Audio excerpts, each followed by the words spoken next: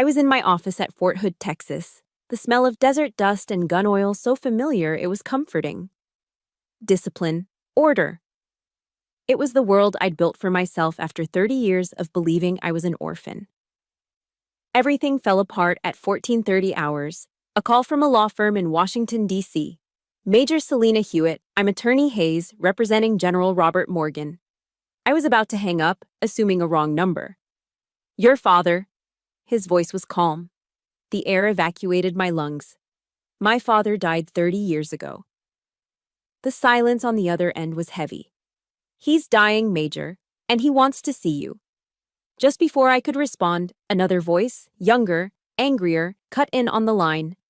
My father is delirious. Don't come. You have no part here. Is that clear? The click of the hang-up echoed like a gunshot. I didn't just have a father. I had an enemy. The dial tone hummed in the sudden, deafening silence of my office. I didn't slam the phone down. I didn't sweep the perfectly aligned reports off my desk. I placed the receiver back in its cradle with a slow, deliberate precision that belied the Category 5 hurricane tearing through my insides. My knuckles were white where I gripped the edge of the steel government issue desk. I focused on my breathing. Inhale for 4, hold for 4, exhale for 4. The tactical breathing that had kept me steady under enemy fire now felt utterly inadequate. You have no part here. The words weren't just an insult, they were a verdict. A judgment passed down from a life I never knew, by a man whose voice was slick with the entitlement of the Washington elite. For 30 years, my identity had been forged in the stark reality of state-run homes and the unforgiving crucible of the U.S. Army. I was Major Hewitt, a soldier who had earned her rank, her respect, her very existence, through nothing but grit and performance. I had no part in anything because I had built every part of myself, from scratch. That voice on the phone hadn't just threatened me, it had tried to erase me. A cold, familiar anger began to uncoil in my gut. It wasn't the hot, explosive rage that leads to mistakes. It was a glacial fury, the kind that sharpens the mind and steadies the hand. It was the anger that had pushed me to run faster, shoot straighter, and study harder than any of the cadets at West Point who had last names that opened doors. A memory surfaced, the voice of my first tactical officer, a grizzled colonel who seemed ancient to me then. Hewitt, he'd barked during a field exercise. In the fog of war, decisive action, even if it's wrong, is better than no action at all. This was the fog of war, and I was done being a ghost. My personal laptop was an old, rugged Panasonic Toughbook, built for the field. I flipped it open, the machine humming to life. This wasn't a personal matter anymore. It was an intelligence operation. The objective? Establish a profile on the opposing force. My fingers flew across the keyboard, my training taking over. I started with open-source intelligence. A quick search on LexisNexis pulled up every public record on Michael Morgan, Georgetown Law, top of his class. Partner at a powerhouse D.C. lobbying firm by 35. Photographs showed him at charity galas with senators, smiling with the easy confidence of a man who had never been told no. He was the perfect son of a perfect dynasty. Then came the father, General Robert Morgan, United States Marine Corps. 4 stars, a living legend. His official biography read like a chapter of American military history. Silver Star, multiple Purple Hearts. Countless articles in the Washington Post and the New York Times lauded his strategic brilliance and unwavering integrity. He was a titan, a man who had shaped policy and commanded legions. And he was, apparently, my father. The pieces clicked into place, forming a bleak mosaic of power and influence. I wasn't up against a resentful brother I'd never met. I was up against the entire architecture of a legacy. Michael wasn't just protecting a dying man. He was protecting an institution, a carefully curated history that had no room for a bastard daughter from the Texas plains. He was guarding the family name, and I was the threat that had to be neutralized. The thought sent another surge of icy resolve through me. I stood up and walked to the small footlocker that served as my only real piece of furniture besides the desk and chair. It had followed me from every duty station since basic training. It held everything that defined me. My dog tags, My first marksmanship medal, a worn copy of Meditations by Marcus Aurelius. And at the very bottom, a small lacquered wooden box no bigger than my hand. I hadn't opened it in years. Inside, there was only a single, faded Polaroid. A young woman with my eyes smiling, holding a baby wrapped in a yellow blanket. Me. On the back, in faded blue ink, was a looping script. For my SGM, stay safe, SGM. For my entire life, those initials had been a mystery, a breadcrumb from a past I couldn't reach. But now they burned with the intensity of a flare in the dark. Selena Grace Morgan. It wasn't a demand, it was proof. Proof that I existed, that I was acknowledged, even if it was just on the back of a 3x3-inch piece of paper locked in a box. It was all the justification I needed. I wasn't a claimant looking for a handout. I had a claim to the truth. That, at least, was my birthright. I closed the box, my decision made. The fog was clearing. I knew the mission. I picked up the phone and dialed the number for the DC law firm from my caller ID. It was answered on the first ring. Hayes. The voice was the same, calm and professional.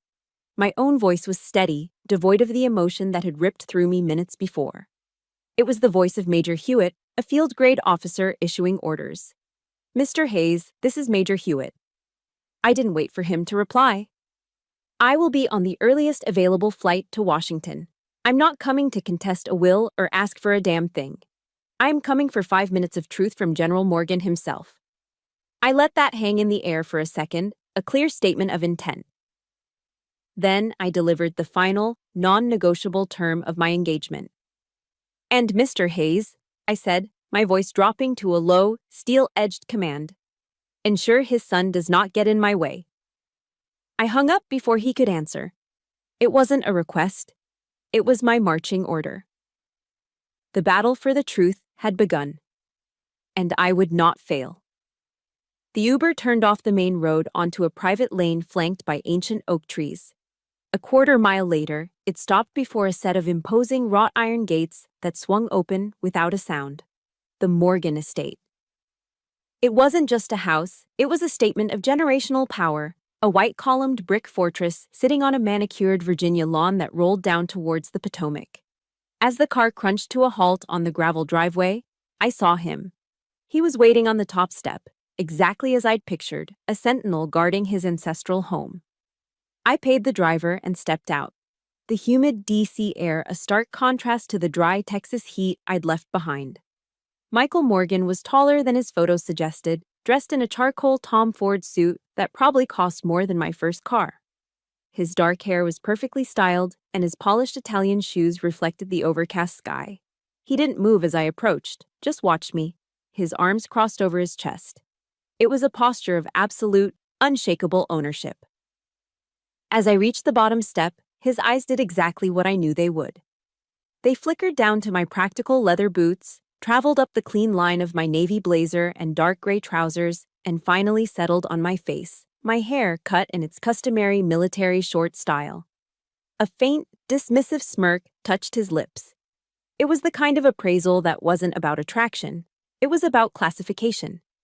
He was slotting me into a category: outsider, unworthy, insignificant. A familiar voice echoed in my head, not my own, but Brené Brown's from a podcast I'd listened to on a long flight once. Don't ever bother with criticism from people who aren't in the arena. This man wasn't in my arena. He'd never even seen it. I told you not to come, he said, his voice a low hiss of controlled fury. I met his gaze without flinching, my own posture straight, shoulders back.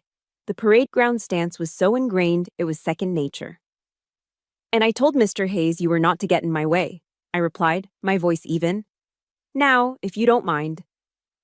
I didn't wait for permission. I ascended the steps and walked directly toward him. For a split second, I saw indecision in his eyes, the shock of a man whose authority had never been so calmly disregarded. He expected me to be intimidated, to argue from the bottom step. He didn't expect me to simply advance. I brushed past him, my shoulder nearly grazing the expensive wool of his suit, a deliberate and unmistakable breach of his personal space. I heard his sharp intake of breath as I stepped over the threshold into his home. The foyer was vast, with a black and white marble floor and a sweeping central staircase. The air smelled of lemon polish and old money. He recovered quickly, his footsteps sharp and angry behind me as he followed me in. "What do you want? Money?" he sneered, his voice dripping with condescension. "Is that the play here? We can arrange that. A small settlement to make you disappear and not trouble my father in his final days." He was trying to frame the narrative, to cast me as a cheap extortionist. It was a classic lawyer's tactic. If you can't win on the facts, you discredit the opponent. It was designed to strip me of any moral high ground to reduce my existence to a transaction. I stopped in the center of the grand hall and turned to face him fully. "The only thing I want, Mr. Morgan, is 5 minutes with him." I let the words settle in the cavernous space. "And that's the one thing your money can't buy." His jaw tightened, a small muscle twitching in his cheek. He opened his mouth to retort, but as his eyes glanced past me, they widened almost imperceptibly. I followed his gaze. And then I saw it. Hanging in a place of honor on the main wall of the grand staircase was a portrait. It was a formal oil painting, massive and expertly done, set in a heavy gilded frame. It was of me. I was in my army service uniform, the deep blue jacket immaculate, the brass buttons gleaming. The gold oak leaves of my rank were clearly visible on my shoulders. My expression was serious, professional, my eyes looking straight out from the canvas, straight at him. I froze, the air punched from my lungs for the second time in as many days. My mind raced, trying to process the impossibility. The photograph it was based on was my official promotion photo. It was in my military records. How did it get here, rendered in oil paint and hanging in the heart of this house like a sacred icon? I turned my head slowly to look at Michael. For the first time, the armor of his arrogance was gone. The confident smirk had vanished, replaced by a raw, naked insecurity. He looked at the painting, then at me, and for a fleeting moment, he looked like a lost little boy. "It's just one of the old man's whims," he stammered, his voice losing its sharp, authoritative edge. The dismissal was weak, unconvincing. He couldn't meet my eyes. I had seen his tell. The painting wasn't just a whim, it was a testament. It was a tangible, undeniable link between me and the general, a 30-year secret given a place of honor in his home. It was a validation that Michael, for all his money and status, clearly didn't possess. In that moment, I understood. He wasn't afraid of losing an inheritance. He was terrified that he had never truly been the sole heir to his father's respect. His enemy wasn't an interloper. It was a ghost in a uniform hanging on his wall. The tense silence was broken by the sound of footsteps approaching. Attorney Hayes appeared from a hallway, his expression neutral. He was a man in his 60s, with tired eyes that had seen too many family disputes. He nodded at me, a brief acknowledgement, before turning his gaze to a visibly flustered Michael. "The general is waiting," Mr. Hayes said simply. The fight went out of Michael's shoulders. He knew he was beaten. He had no authority here. He shot me a look of pure venom, his jaw clenched so tight I could hear his teeth grinding. "Fine," he spat at me. "You get 5 minutes. 5. But I'll be right outside this door. Don't try anything." He had lost this first battle, and we both knew it. He had tried to bar the gates, and I had walked right through them. Mr. Hayes gestured toward a large mahogany door at the end of the hall. He opened it for me, the quiet click of the latch sounding like a gavel falling. The room beyond was dark. I took a steadying breath and stepped inside, alone. The door closed softly behind me, shutting out the world and my brother. The heavy door clicked shut behind me, the sound final. For a moment, I just stood there, letting my eyes adjust to the gloom. The room was dark, with only a single lamp casting a weak, yellow circle of light in the corner.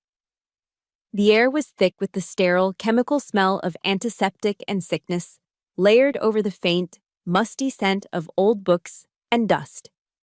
It was the smell of a life drawing to a close.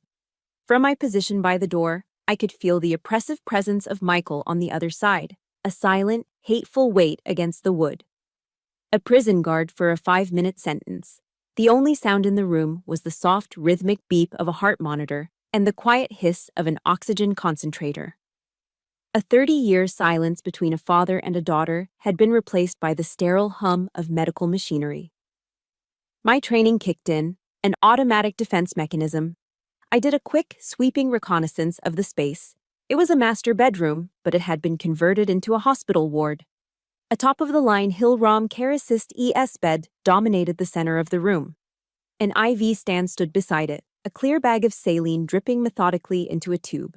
The room was a battlefield, and the man in the bed was losing the war against time. He was smaller than I ever could have imagined. The photographs, the newsreels, the portrait hanging on his staircase, they all depicted a titan, a man with a commander's presence. The figure propped up against the pillows was a shrunken effigy of that legend. His skin was pale and thin, a strategic map of purple veins stretched over a landscape of bone. A fallen giant. But his eyes, even from across the room, they were not the eyes of a defeated man. They were weary, yes, but they were still sharp. They were a general's eyes. And they were fixed on me, tracking my every move as I walked slowly toward the bed. I stopped a few feet away, my hands held loosely at my sides in a posture of parade rest. The silence stretched, thick and heavy with the weight of unspoken decades. What do you say to the ghost who created you? His hand, frail and spotted with age, moved on the blanket. It was a gesture that seemed to require immense effort. When he spoke, his voice was a dry, papery whisper, the sound of rustling leaves. Selena. He paused, taking a shallow breath. You have your mother's eyes. The words should have been a comfort. They should have been a bridge. Instead, they were a spark on a short fuse. To be recognized, to have that single feature connecting me to a woman I never knew acknowledged by the man who had denied me everything else.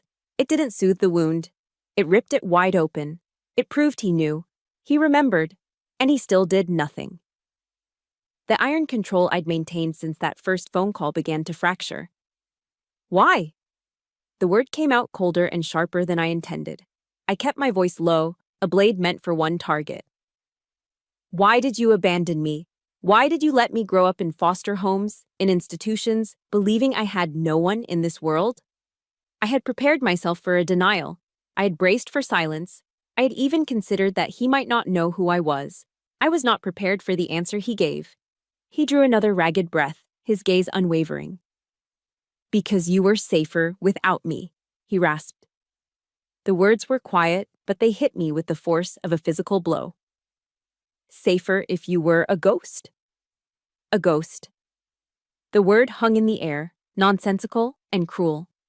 All the anger I had suppressed, all the pain I had disciplined into silence, churned inside me.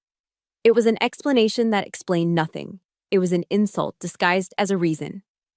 Safer? I took a step closer, my hands clenching into fists at my sides. Safer from what? From a family? From a name? From knowing who you are. You owe me more than a riddle. You owe me a clear and direct answer, General. I used his rank as a weapon, a reminder of the world of order and accountability he supposedly represented. But the effort of his last sentence had taken its toll. A wave of exhaustion washed over his features, the light in his sharp eyes flickering out. His eyelids fluttered, then closed. He was gone, retreated back into the fog of his illness. The door flew open instantly, as if Michael had been listening with his ear pressed against the wood. He strode in, his face a mask of smug triumph. Time's up, he announced, his voice ringing with satisfaction. He saw his father's closed eyes and my stunned, furious expression and drew his own conclusions. You got what you wanted. Now get out. His hand was on my back, not guiding, but shoving me toward the door.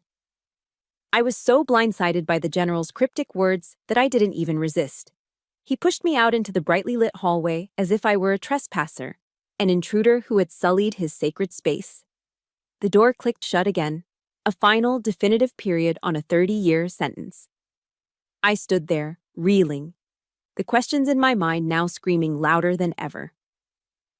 Just as I turned to leave the suffocating atmosphere of that house forever, Attorney Hayes stepped in front of me, blocking my path.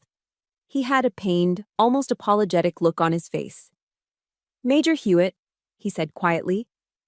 Without another word, he held out a thick manila envelope. It was heavy, sealed not with glue, but with a dark red wax seal bearing a crest I didn't recognize. "The general instructed me to give this to you," Hayes said, his voice low and urgent. He leaned in slightly, his eyes flicking down the long hallway toward Michael, who was now watching us with narrowed, suspicious eyes. "For you," Hayes emphasized, "and you alone." His specific instructions were that you were to receive it only after you had spoken with him. I took the envelope from his hand. It felt less like a document and more like a weapon. Its weight was substantial, filled with the answers my father had refused to give. And from the way Michael was glaring at it from 50 feet away, his jaw clenched in a knot of fury, he knew it too. This envelope was the next battlefield. I clutched it to my side. A line from a Bible a kind foster family had given me years ago surfaced in my memory. A mantra for a lonely child looking for answers. "And you will know the truth, and the truth will set you free." Looking at the sealed envelope in my hand, I wasn't so sure about the free part. But I knew one thing for certain. The truth was in here, and I was about to unearth it. I made it back to the soulless quiet of my hotel room, a generic Marriott near Reagan National Airport, on autopilot. The heavy manila envelope sat on the cheap laminate desk next to a styrofoam cup of now cold coffee. I didn't touch it. For what felt like hours, I just stared at it. My field jacket still on, my boots still laced. It lay there like an unexploded bomb, the red wax seal a silent, crimson warning. Everything I ever wanted to know was likely inside that envelope, and the thought terrified me more than any firefight I had ever been in. Finally, I couldn't stand the silence anymore. My hands, I noticed, were trembling slightly as I picked it up. There was no elegant way to do this. I broke the seal with my thumb and ripped the flap open, the sound of tearing paper unnaturally loud in the still room. I slid the thick stack of documents out. It was a file, neatly organized. The first page was a copy of a birth certificate from the Commonwealth of Virginia, dated 31 years ago. The paper was yellowed, the typewritten font slightly faded. And there it was, in stark black and white. Child's name, Selena Grace Morgan. Father, Robert A. Morgan, Captain, USMC. Mother, Laura E. Morgan. My breath caught in my throat. I traced my own name, my real name, with my fingertip. Beneath the certificate was a photograph, a 4:6 color print. A handsome man in a Marine Corps uniform, his arm around a beautiful woman with kind, smiling eyes. My eyes. She was holding a newborn baby, swaddled in a yellow blanket. Me. They both looked radiant, impossibly happy. It was a perfect family portrait of a life I never had. A life that had been stolen from me before I could even form a memory of it. My training forced me to keep going, to process the intelligence, to push emotion aside. I turned the page, and then another, and another. My blood ran cold. The file was a meticulously curated history of my stolen life. Report cards from elementary school in Norfolk. A certificate for winning the 8th grade science fair. A yellowed newspaper clipping from a local Virginia paper, the Virginian Pilot, with a small photo of me crossing the finish line at a high school track meet. Selena Hewitt sets new district record in the 800-meter. He hadn't just known I existed. He had been a ghost in the background of my entire life. A silent, ever-present warden. The feeling was a nauseating cocktail of violation and a strange, twisted sense of being protected. And then I saw the last document in this section, and my stomach dropped. It was a copy of my official Army promotion recommendation to the rank of Major. It detailed my service record, my commendations, my performance reviews. In the bottom right corner, in the box for final approval by the review board chairman, was a signature. A bold, authoritative scrawl I'd seen on dozens of official military histories. General Robert Morgan. He hadn't just been watching. He had been intervening, steering, shaping my career from the shadows. I wasn't just his daughter, I was his project. I put those papers aside, my hands shaking more violently now. The final section of the file was different. It was thicker, bound by a metal clip, and stamped across the top in faded red ink were the words, Top Secret, Declassified. The cover sheet read, Operation Amber Torch, After Action Report and Threat Assessment. I began to read, my mind shifting into the analytical mode of an intelligence officer. The language was cold, clinical, bureaucratic. It detailed a covert operation from 31 years ago, somewhere in the Middle East. It spoke of high-value targets, counterintelligence, and local assets. It mentioned my father, then a colonel, as the commanding officer. The mission was a success, but it had repercussions. The report detailed a credible and extreme threat from a radical splinter group, not against the U.S. government, but a personal vendetta against the officers who had led the operation. It was a kill list. My eyes scanned the lines, my heart hammering against my ribs. I saw her name before I was ready for it. Laura E. Morgan, wife of Call. Robert Morgan, civilian casualty. The official report of a single-vehicle automobile accident is a cover. Forensic evidence confirms targeted assassination. A wave of nausea washed over me. My mother. She hadn't died in an accident. She had been murdered. And then I read the next line, the one that changed everything. Primary secondary target identified, Selena G. Morgan, infant daughter. Threat assessment, imminent and unavoidable. I had to stand up. I paced the small room from the window overlooking the airport runway to the door and back again, the document clutched in my hand. He hadn't left her. She had been taken from him. And I was next. I forced myself to sit on the edge of the bed and read the final page. It was a recommendation memo written on official Department of Defense letterhead. My eyes scanned the words, but my brain refused to process their meaning. Proposal. To neutralize the ongoing threat against the sole remaining dependent, it is recommended that a staged termination event be executed for subject SGM. SGM, Selena Grace Morgan. A falsified death certificate will be entered into the official record. Subject will then be placed into the state foster care system under a new, untraceable identity. This action provides the highest probability of long-term survival for the subject. The world tilted on its axis. The clinical detached language was a smokescreen for an unthinkable horror. A staged termination event, a fake death certificate, a new identity. My father hadn't abandoned me. He buried me. To save my life, he had agreed to a plan that erased my existence. He had signed off on the death of his own daughter on paper, mourned a wife who was murdered, and then watched from an impossible distance as his only child grew up believing she was an orphan. The truth wasn't a simple, selfish act of abandonment. It was a monstrous, impossible choice, a sacrifice so profound it bordered on insanity. The pain of being left behind was nothing compared to this. This was the agony of being erased. I wasn't an abandoned child. I was a survivor of my own death. The papers slipped from my numb fingers, scattering across the cheap hotel carpet. The life I knew, the discipline, the order. It was all a lie, a carefully constructed stage for a play I never knew I was in. Discovering a secret that completely rewrites your past is a uniquely disorienting kind of pain. It feels like the floor has literally dropped out from beneath you. If you've ever felt that shock of a family truth coming to light, please support this story by hitting the like button. And if you feel comfortable, just comment, "I understand" below, so we know we're not alone in these moments.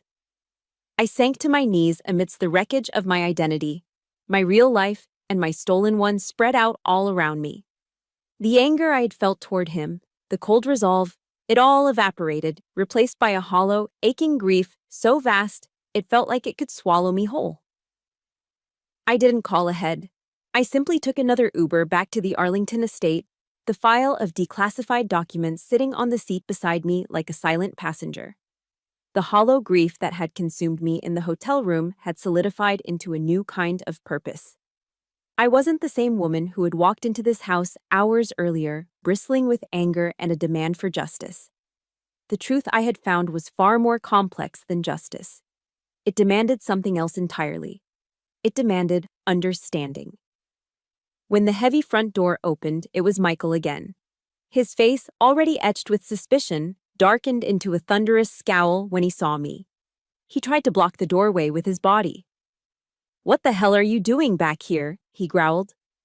"You had your 5 minutes."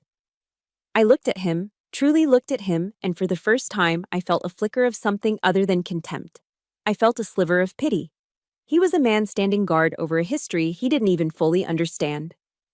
"I need to see his study," I said.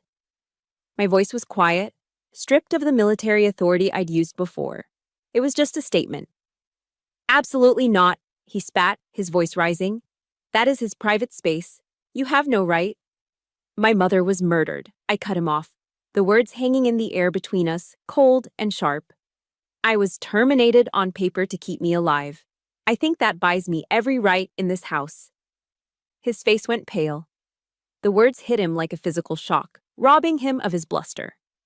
He stared at me, his mouth slightly agape, processing the raw data of a truth he had clearly never been privy to. Before he could form a response, Mr. Hayes appeared behind him, placing a gentle but firm hand on his shoulder. "She's right, Michael," the lawyer said, his voice weary but resolute. "This is her legacy, too. Let her pass." Michael stumbled back, defeated not by my anger, but by the sheer weight of a truth he couldn't fight. He looked from me to Hayes, his eyes wide with confusion and a dawning horror. He was no longer the gatekeeper. He was just another ghost in this house of secrets. Mr. Hayes led me down a quiet, wood-paneled hallway to a door I hadn't noticed before. He unlocked it and pushed it open, but he didn't follow me inside. "Take all the time you need, Major," he said softly, then pulled the door almost completely shut, leaving me in the silence. The general's study was not the office of a warrior. It was a shrine. The room was lined with floor-to-ceiling bookshelves, and the air smelled of old paper, leather, and pipe tobacco. But instead of framed medals and pictures with presidents, the walls were covered with maps.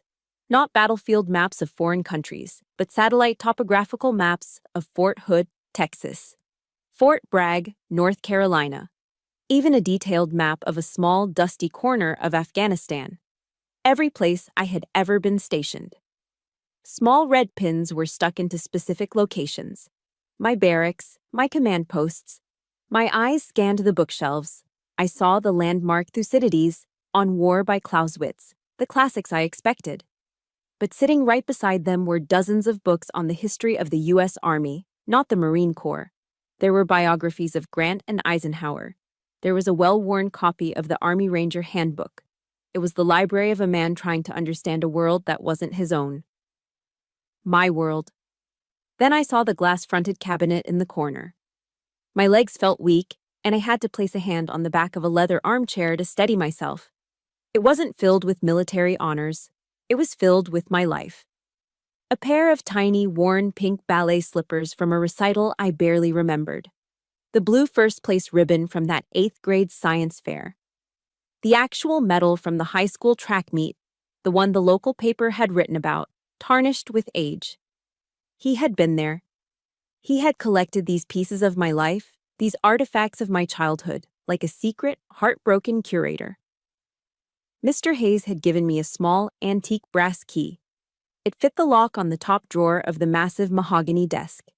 With a soft click, the drawer slid open, and there they were. Dozens of bundles of letters, each tied neatly with a simple black ribbon, organized by year. My breath hitched. I lifted the first bundle. On top, a simple note card read, in that same bold script from my promotion papers, "To my Selena." I sank to the floor, my back against the desk, and untied the first ribbon. The paper was thick, creamy stationery, embossed with the 4-star insignia of a general. The first letter was dated on my 8th birthday. "My dearest Selena," it began, "today you are 8 years old. I watched you from a parked car across the street from your elementary school. You were playing on the swings during recess. Your hair has gotten so long, you looked lonely. That is my fault. That is a burden I will carry every day of my life. Happy birthday, my little soldier. I love you. Dad." A single tear escaped and splashed onto the page. I quickly wiped it away and reached for the next bundle, my hands trembling. This one was from 10 years later. You joined the army. I read your enlistment papers today. A part of me, the Marine in me, wanted you to wear the eagle, globe, and anchor. But the father in me knew the army was the right place for you. You have your mother's heart, a warrior's spirit with a core of kindness. I'm so proud it hurts, and I'm so terrified I can barely breathe. Stay safe. Please, stay safe. Dad. I opened letter after letter, a dialogue across 30 years of silence. He wrote on the day I graduated from West Point. He wrote on the day I was promoted to captain, a single, tear-blotted sentence. They made you a captain today. I cried.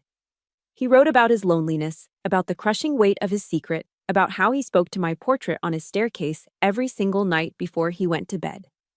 Each letter was a confession. Each page was a silent scream of love and regret, a testament to a father's unending, helpless devotion. The last wall inside me, the final, fortified bastion of my anger, didn't just crack, it was obliterated. It crumbled into dust and washed away in a flood of tears I hadn't realized I'd been holding back for a lifetime. I wasn't just weeping for the lost childhood, for the birthdays without a father, for the graduations without a family. I was weeping for him.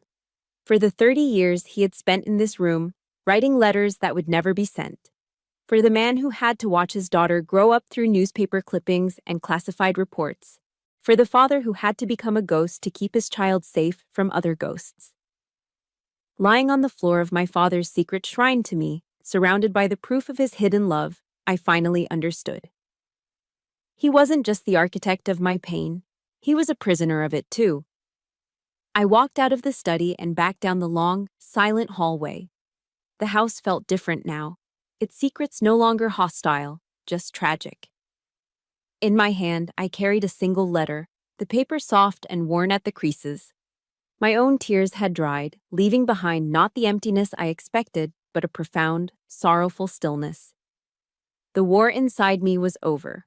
All that was left was to find a way to sign the peace treaty.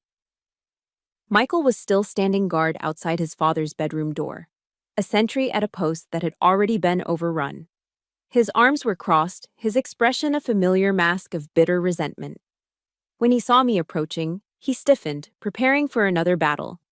He didn't get one. I met his hateful glare with an expression he couldn't read, because it was one I had never felt before. A quiet, aching pity. I walked toward him, and as he opened his mouth to speak, I simply moved past him, my gaze fixed on the door. He was an obstacle, a piece of furniture in the way of my true objective. His petty war for territory and recognition meant nothing to me now. I had seen the real battlefield, the lonely one inside his father's study, and it had changed everything. I heard him let out a frustrated sigh behind me, the sound of a man whose enemy had simply refused to fight. I pushed the door open gently and stepped back into the dimly lit room. The rhythmic beeping of the heart monitor was slower now, the spaces between each beat longer, more fragile. He was awake. His eyes, though clouded with pain, found mine as I entered. And in them, I saw something that shattered the last of my defenses.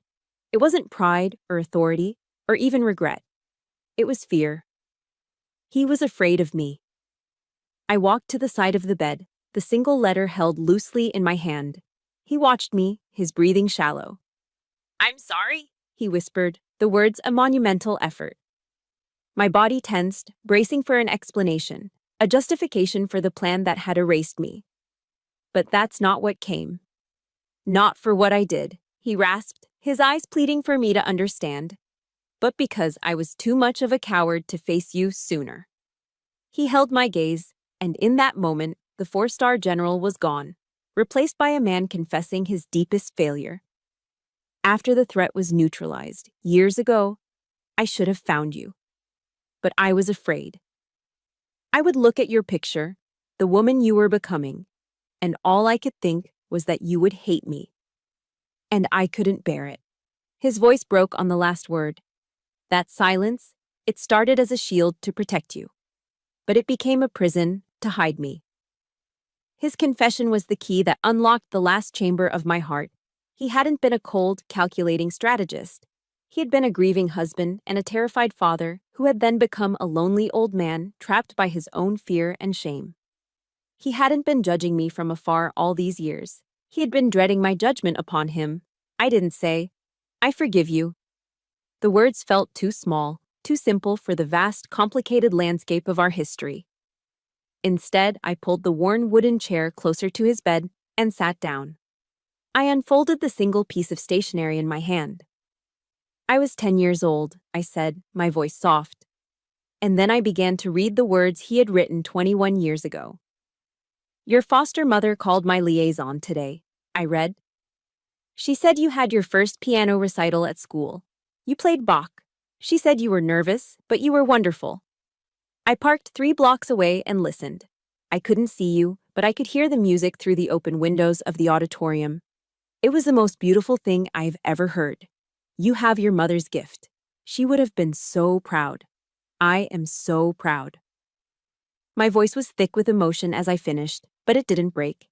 I carefully folded the letter along its original creases and placed it on the bedside table.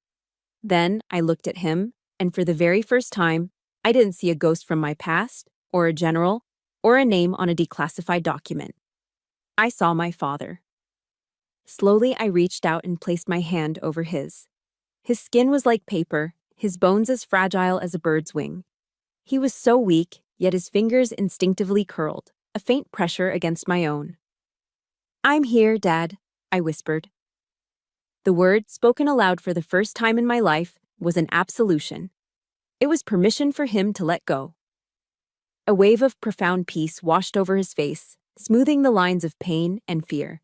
A faint, genuine smile touched his lips, the first I had ever seen. The weight of his 30-year vigil seemed to lift from his frail shoulders. I watched. He whispered, his eyes locking with mine, a final transmission from a soul preparing for its last journey. I watched every ceremony, every salute. I was there. Those were his last words. As he spoke them, his eyes never left mine, and I watched as the last flicker of light, the last ember of his long, tormented love, faded into stillness. The rhythmic beep of the monitor beside me faltered and then surrendered to a single, unbroken tone that filled the quiet room. I didn't cry. I didn't move. I just sat there, holding my father's hand as it grew cool in mine, a soldier standing watch until the end of the mission. We had found our peace, together. After a few moments, the door opened softly. Mr. Hayes stepped in. He looked at the silent monitor, at my hand still covering the general's, and his face was a mask of gentle sorrow. He didn't offer condolences or platitudes. He simply walked to the foot of the bed where a wooden case rested. He opened it and took out a perfectly crisply folded American flag, the kind given to the families of fallen service members. He walked over and held it out to me.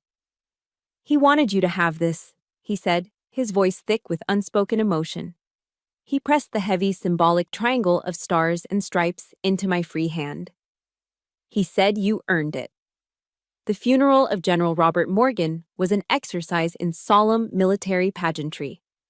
Arlington National Cemetery was a sea of perfectly manicured green hills, dotted with endless rows of stark white headstones. The sky was a high, overcast gray, and a cool breeze rustled the leaves of the ancient oaks, as if the nation itself were sighing in mourning. High-ranking officers from every branch of the service were in attendance, their uniforms a somber rainbow of blues, whites, and greens. Senators and congressmen stood with practiced gravity, their faces arranged in masks of respectful sorrow. I was there, too. I stood apart from the main gathering, positioned under the shade of a large maple tree on a nearby hill. I wore my own Army service uniform, the dark blue jacket pressed, the brass shined to a mirror finish.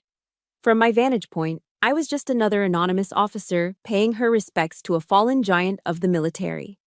I was a secret hidden in plain sight. Down below, in the front row of seats reserved for family, sat Michael. He was the very picture of the grieving son, flanked by distant cousins and elderly aunts I had never seen before. They were a tableau of a family united in sorrow, a perfect curated image for the photographers discreetly snapping pictures for the society pages. I watched them, but I felt nothing. Not anger, not jealousy, just a profound, hollow emptiness. The peace I had made with my father was a private treaty, a classified document. To the rest of the world, I didn't exist, and even in his death, that secret was being kept. The Marine Corps Honor Guard performed their duties with flawless precision. The casket team carried the flag-draped coffin with crisp, synchronized movements. The crack of the 21-gun salute echoed across the hills, a sharp, percussive heartbeat of a nation's gratitude. The mournful, lonely notes of taps, played by a single bugler, hung in the air, a sound that never failed to pierce through my soldier's armor. Then Michael stood and walked to the podium to deliver the eulogy. He held a piece of paper, but he barely glanced at it. His voice, amplified by a small microphone, was steady and rich with emotion that sounded almost genuine. He spoke of honor, of duty, of a life dedicated to service. He told anecdotes of his father teaching him to fish, of the general's quiet strength and unwavering moral compass. It was a beautiful speech, perfectly crafted to bring a tear to the eye. And then he said the words that turned my emptiness into cold, hard steel. But above all else, Michael said, his voice thick with feigned sincerity, my father was a family man. He taught me that loyalty to one's family was the bedrock of all other virtues. He was a devoted husband and the greatest father a son could ever ask for. Every word was a lie, a perfectly polished, publicly delivered lie. He wasn't just eulogizing his father, he was erasing me from history all over again, right here, over our father's grave. He was cementing his own narrative, the clean, pristine version of the Morgan legacy, free from the inconvenient truth of me. The anger that rose in me wasn't the hot, messy rage of before. It was a cold, quiet fury. My enemy wasn't a jealous, insecure brother. He was a fraud, a man so dedicated to his own perfect image that he would desecrate the complex, painful truth of his father's life to protect it. After the service, as the honor guard meticulously folded the flag that had covered the casket, the crowd began to disperse. They offered their condolences to Michael, shaking his hand, patting his shoulder. He accepted their sympathy with a somber, dignified grace that was utterly nauseating. I remained in my spot under the tree, waiting. I knew he would come to me. He wouldn't be able to resist a final confrontation. Sure enough, after the last of the mourners had departed, his footsteps crunched on the grass behind me. I hope you're satisfied, he said, his voice low and dripping with venom. The mask of the grieving son had vanished, replaced by the pure, unadulterated hatred I'd seen in the foyer. You ruined his last days, you agitated him, brought up things that should have stayed buried. I turned to face him, my expression unreadable. I didn't feel anger anymore. I felt pity. Pity for this small, hollow man who had stood at the center of everything and had understood nothing. You weren't there, Michael, I said, my voice quiet, matter of fact. You have no idea what happened in that room. You don't know anything. I looked past him to the fresh plot of earth where our father now lay. Your father didn't die in agitation. He didn't die in turmoil, I said, turning my gaze back to meet his. He died in peace. A peace you'll likely never understand. I saw the confusion, the flicker of doubt, the flash of anger in his eyes as he tried to process my words. I didn't give him the chance to respond. I held his gaze for one final moment, then executed a crisp about-face and began to walk away, leaving him standing alone in the silent cemetery with the ghost of a truth he could never possess. My stride was even, my back straight. I had almost reached the main gate when I heard my name called. It was Mr. Hayes, hurrying to catch up with me. Major, he said, slightly out of breath. One last thing. He held out his hand. Resting in his palm was a small black flash drive. The general recorded this for you about a week ago, he explained, pressing it into my hand. He was very specific. He wanted you to be the last one to hear it. I looked down at the small piece of plastic and metal. It was the final piece of the puzzle. Not a message from the past, but a directive for the future. My journey to Washington was over, but my father's story, and my part in it, was not. It was just beginning. That night, back in the sterile anonymity of my hotel room, the black flash drive felt heavier than a grenade in my hand. It was the last piece of intelligence, the final sealed order from a commander who was already gone. I sat on the edge of the stiff hotel bed, took a deep breath, and plugged the drive into my laptop. A single video file appeared on the screen. I clicked it. The image flickered to life, and there he was. My father. He was sitting in the armchair in his study, the one I had leaned on just days before. He was frail, the collar of his button-down shirt loose around his thin neck, but his eyes were clear and fiercely determined. This wasn't the dying man from the hospital bed. This was the general, reporting for his final duty. The video was shot from a static camera on his desk, giving it the intimate, stark feel of a confession. He didn't waste time on pleasantries. He looked directly into the camera, as if he could see me sitting there. "Selena," he began, his voice raspy but firm. "If you are watching this, then I am gone. And it means the last 30 years of silence are finally over." He paused, gathering his strength. "I made a vow of silence to protect you. A tactical decision in a war you never knew you were fighting. But over the years, that vow became a burden heavier than any enemy I ever faced on the battlefield. I've learned, too late, that true honor isn't about hiding your mistakes. It's about owning them." He leaned forward slightly, his gaze intense. "A great general, George Patton, once said that the measure of success is not the position one has reached in life, but the obstacles one has overcome. By that measure, Selena, you are the most successful person I have ever known. But the greatest obstacle in your life was me." The words were direct, unflinching. He wasn't making excuses. He was taking responsibility. "I was wrong, Selena," he said. And for the first time, his voice cracked, the sound of a dam breaking after a lifetime of pressure. "I stole your family. I stole your name. I can never give you back the years we lost, the life you should have had with your mother and me. I can't fix that." He took a moment, his eyes glistening. "But I can give you something else." He went on to explain. Years ago, using his pension and savings, he had quietly established a private charitable foundation, a scholarship fund. He'd worked with Mr. Hayes to set up the legal framework, to fund it, to create its mission. But he had never activated it. It had remained dormant, a secret plan waiting for its activation code. He was too afraid that any public activity associated with his name would somehow create a trail that could lead back to me, putting me in danger all over again. "It's called the Morgan Scholarship for Military Orphans," he said, a flicker of the old pride in his voice.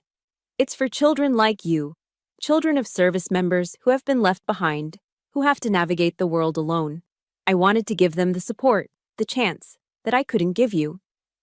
He looked down at his hands, then back up at the camera, his eyes locking with mine one last time. "My real legacy isn't the stars on my shoulders or the citations in a frame," he concluded, his voice growing quiet, imbued with a profound finality. "It's what we do with the broken pieces, how we turn the battles we've lost into victories for someone else. I want you to take over this foundation, Selena. I want you to lead it. Turn our pain into hope for other kids who started out just like you, built something better from the wreckage I made." He leaned back in his chair, a look of exhaustion and release on his face. "That's how you truly come home." The video ended. The screen went black. I sat there in the silent hotel room, the glow of the laptop casting long shadows on the wall. The silence was different this time. It wasn't empty. It was full. Full of understanding, of grief, of a strange and powerful sense of purpose. Tears streamed down my face, but they weren't tears of sorrow or anger. They were tears of release. This wasn't forgiveness being asked for or granted. This was a mission being passed on, a legacy being entrusted. He had given me the one thing I never knew I needed. Not an apology for the past, but a purpose for the future. I didn't sleep that night. I sat and watched the planes take off and land at the airport, their lights blinking in the dark. By the time the first gray light of dawn broke over the Washington Monument in the distance, my mind was clear.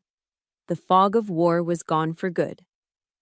I picked up my phone, but I didn't call the airline to book a flight back to Texas. I scrolled through my recent calls and found the number for Mr. Hayes. He answered on the second ring, his voice alert despite the early hour. Hayes. Mr. Hayes, it's Selena. My voice was different. It wasn't the cold, hard voice of Major Hewitt. It wasn't the choked, emotional voice of a grieving daughter. It was something new. It was a voice of command, yes, but it was tempered with a quiet authority that came from a place of deep certainty. I need all the documentation for the scholarship fund sent to my email immediately, I said. And I need you to arrange a meeting with the Board of Trustees as soon as possible. I'll be taking over as president. There was a pause on the other end of the line, and I could almost hear the old lawyer's smile. Of course, Major. And under what name shall I make the arrangements? I didn't hesitate. Morgan, I said. Selena G. Morgan. It was the first time I'd ever spoken the name aloud. It felt like coming home. The vow of silence had finally been broken, and my new life had just begun. The first set of documents Mr. Hayes emailed me weren't financial statements or legal charters. They were architectural blueprints and contribution records for a property in Norfolk, Virginia. My heart skipped a beat when I saw the address. I knew it instantly. It was the address of the St. Jude's Home for Children, the institution where I'd spent the most formative years of my childhood. Instead of flying back to Texas, I rented a car and drove south from D.C., down the long, flat stretch of I-95. The journey was a quiet, reflective pilgrimage back to the starting point of my life. But when I arrived, the place I remembered was gone. The old, grim brick building with its perpetually peeling paint and chain-link fence had been replaced. In its place stood a modern, welcoming two-story complex with large windows, a brightly colored playground, and a freshly painted sign near the entrance. The sign didn't say St. Jude's. It read, The Morgan Family Center. I parked the car and just sat there for a long time, staring. According to the records, for the past 15 years, an anonymous trust had been pouring millions of dollars into this place, renovating the buildings, expanding the programs, increasing the staff salaries. An anonymous trust funded entirely by the pension of a single 4-star Marine Corps general. He had never left me. He had been here all along, silently taking care of the place that had taken care of me. I got out of the car and walked through the open gates. The sound of children laughing replaced the oppressive silence of the Arlington estate. On the playground, a young girl was sitting by herself on a swing, her small legs kicking listlessly at the wood chips below. She had pigtails and a serious expression, and she reminded me so much of myself at that age that it made my chest ache. I walked over and sat on the empty swing next to her. For a minute, we just sat in a comfortable silence, swaying gently back and forth. Are you waiting for someone? I asked finally. She shook her head, her pigtails flying. My dad's on a ship, she said, her voice small. He's in the Navy. He's been gone a long time. Norfolk, a Navy town. Of course. I bet you miss him a lot, I said. She nodded, looking down at her sneakers. Are you a soldier? She asked, her eyes catching the faint outline of my dog tags beneath my shirt. I tucked the chain back in. I am, I said. Is it hard? I thought about my life, the discipline, the deployments, the loneliness.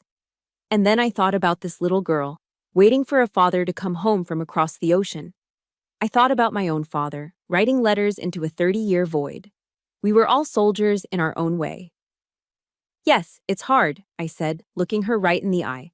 But that's okay, because it makes us the strong ones. A small smile touched her lips, a flicker of understanding and pride.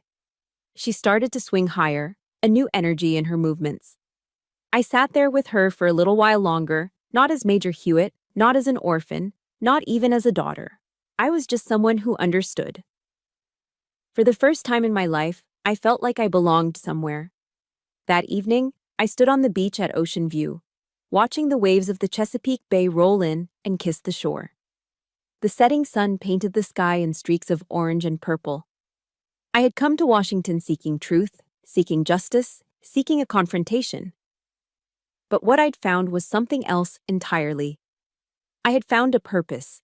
The anger, the grief, the years of feeling like a ghost. It all felt distant now, washed away by the gentle tide. Forgiveness wasn't a word I needed to say to him. It was an action I needed to take for him. It was continuing the mission he had started in secret. I looked out at the vast expanse of water, toward the horizon where the warships disappeared on their long journeys. I get it now, Dad, I whispered to the salty wind. I'm home. 2 days later, I sat at the head of a long polished table in a conference room in downtown Norfolk. I was dressed in a simple, professional black suit. Seated around the table were the 3 trustees of the Morgan Scholarship Fund, a retired admiral, a compassionate-looking female banker, and Mr. Hayes himself. The ghosts of Michael and his petty accusations felt a million miles away. They had no power here. This was my arena now. I didn't waste time with lengthy introductions. I laid out my vision with the clarity and precision of a mission briefing. The Morgan Family Center is an incredible achievement, I began, my voice steady and confident. But it is a defensive position. It's time for us to go on the offensive. I'm proposing an expansion. Phase 1 will be the creation of a mentorship program. We will partner with the local military commands, Navy, Army, Air Force, to pair active duty and retired service members with every child in this program. These kids don't just need a place to live, they need role models who understand the unique pressures of a military life. I continued, outlining plans for educational grants, for career counseling, for a network of support that would follow these children long after they left the center. I worked with the focus and unrelenting drive of a soldier on the most important mission of her life, because it was. As I spoke, I could see the initial skepticism on the faces of the trustees melt away, replaced by a growing sense of excitement and inspiration. They weren't just listening to a plan, they were listening to a daughter finally taking command of her father's true legacy. 1 year later, I stood on a podium in the newly built auditorium of the Morgan Family Center in Norfolk. The room was packed, filled with the hopeful energy of military families, the restless excitement of children, and the quiet dignity of fellow service members. I was in my Army uniform, the same one I had worn as a silent observer at my father's funeral. But today I wore it differently. It no longer felt like armor. It felt like a part of who I was. A soldier, a leader, and now, a healer. I looked out at the sea of faces, the first class of the Morgan Scholarship recipients and their families, and I felt a sense of peace so profound it was almost overwhelming. When I stepped up to the microphone, a comfortable silence fell over the room. There was no prepared speech on the lectern in front of me, only a few notes I had jotted down on an index card. "Good afternoon," I began, my voice clear and steady, amplified by the speakers but still feeling intimate. A little over a year ago, my life changed forever. I learned that the story I had told myself about who I was, about where I came from, was not the whole story. I discovered I had a father, a decorated general, a man who, for reasons I couldn't understand, had been a ghost in my life. I paused, letting the weight of that sink in. My first instinct was anger. I felt betrayed. I felt erased. I came to Washington, D.C. armed for a fight, ready to demand answers for a lifetime of silence, and I found them. But the answers were not what I expected. I told them my story. Not all the classified details, but the heart of it. I spoke of my mother's murder, of the impossible choice my father had faced. I spoke of his profound, secret love and his profound, human mistake. I told the story not with bitterness, but with a deep and abiding compassion that had taken me a year to fully understand. My father, General Robert Morgan, taught me many lessons from afar, I said, my gaze sweeping across the young faces in the front row. He taught me the value of discipline, of service, of earning your place in the world. But the final and most important military lesson he ever taught me was this. The greatest courage is not found in winning a war on the battlefield. It's found in the quiet, terrifying moment you admit you were wrong. And the greatest honor is dedicating the rest of your life to making it right. This foundation, this center, these scholarships, this was his attempt to make it right. It is the legacy not of a general, but of a father. a legacy of turning pain into purpose. I looked out at them, my heart full. And it is my profound honor to carry that mission forward. When I finished, the room erupted in applause. Later, during a small reception in the main hall, people came up to share their stories. A young Marine whose son had just received a scholarship. A Gold Star wife thanking me for creating the mentorship program. In the middle of it all, a young man in a crisp Navy JROTC uniform approached me, his expression serious and respectful. "Major Morgan," he asked, his voice earnest. "That was an incredible story. But I have a question, if that's okay." "Of course," I smiled. Did you ever really forgive him?" The question was honest, direct, and deserved an equally honest answer. I thought for a moment, not about the pain or the anger, but about the peace I felt standing in that room. "I did," I answered softly. "It wasn't easy, and it didn't happen overnight. But I realized something crucial along the way. Forgiveness wasn't a gift I was giving him. It was a gift I was giving myself." I looked at the young cadet, hoping he would truly hear me. "It was the key that unlocked me from the prison of the past. It's what allowed me to be free." He nodded slowly, a look of profound understanding on his young face. "Thank you, ma'am," he said, and saluted. The next day, my journey came full circle. I drove back up to Arlington, the sky a brilliant, cloudless blue. I walked the familiar green hills, the silence here no longer feeling empty, but peaceful.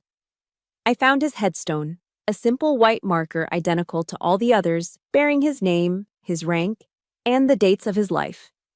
Michael wasn't there. I hadn't seen or heard from him in a year. His war was his own to fight. I was no longer the outsider standing under a distant tree. I stood directly before the grave, a daughter visiting her father. I knelt down and placed a single, perfect white rose at the base of the cool stone. I thought of the man in the study, the man on the video, the father in the letters. I thought of the little girl on the swing and the young cadet with the honest question. I stood up, my duty done, my heart at peace. I whispered to the quiet air, the words meant only for him and for me. "We did it, General." A gentle breeze rustled the leaves of the old oak tree nearby. "Semper Fi," I said, a final salute to the Marine I'd never known but had come to understand. "We're both home now." I turned and walked away, my step steady and sure on the sacred ground. I walked toward the gate, toward the future. A future no longer defined by a vow of silence, but one illuminated by a legacy of hope. My story on paper is now complete. But the journey of healing is one that I know we all share in our own ways. We all have our own silent histories to uncover, our own truths to face, and our own legacies to build from the broken pieces of the past. Thank you for walking this difficult path with me, from that first shocking phone call to this final, quiet peace. If this story resonated with you, and if you believe in the power of turning pain into purpose, please consider liking this story and subscribing to the channel. Your support helps more stories of strength and forgiveness find the people who need to hear them most. Until next time, stay strong.